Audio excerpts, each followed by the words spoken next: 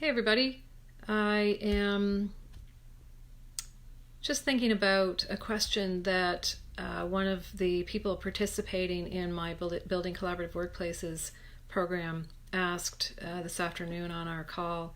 We were talking about, any questions that people had about conflict, managing conflict in the workplace during this new reality that we are working in.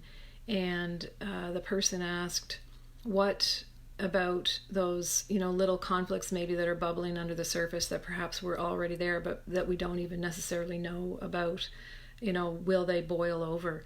And in my mind, I think they certainly could boil over, get worse. When people are under stress, we are less able to manage conflict in a way that's effective. But it could also go the other way, and people, I think, could put in perspective, some little annoyance that perhaps was bugging them in the grand scheme of things. Perhaps they may see it in a different way or forget all about it.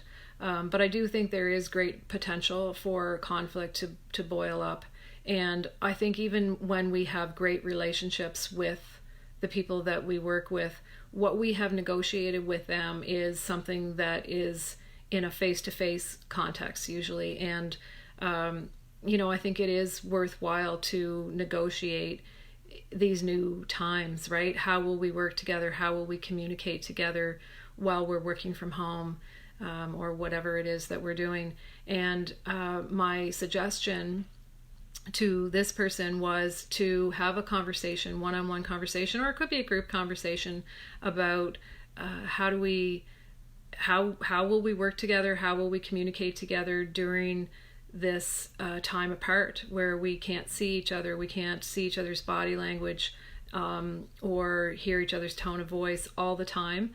Yes, we can do video conferencing and that sort of thing, but there will be, you're not going to probably do that all day long. So I think there is great potential in those emails and texts to have some negative assumptions about each other's intent, even when we do have good relationship, because trust has broken down, not necessarily between us and the people we work with, but maybe between us and the world, or everything's changed. So that is definitely a breeding ground for conflict.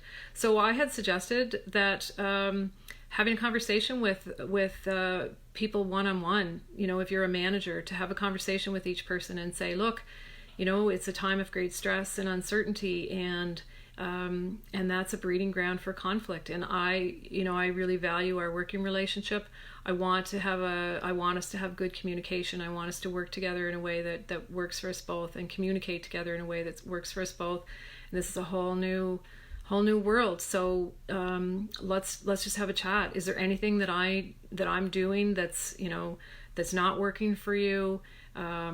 So I posted a video last week where I said, ask for the conflict. Ask, is there something that I'm doing that's bugging you? And do it in a light way, and be open to hearing if something's not quite working. And really be clear about your intent. I want us to have a strong working relationship. I want to support you, or I want us to support each other mutually, or whatever it is.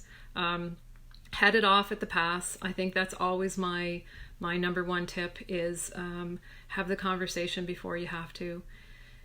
So the other thing, I talk about this a lot, and if you've watched any of my videos, you've heard me say it before. When trust breaks down, we make negative assumptions about people's intent. So you have to be super clear about what your intent is. And I do have that worksheet, that free worksheet, the 5 simple steps to preventing the kind of conflict that ends relationships.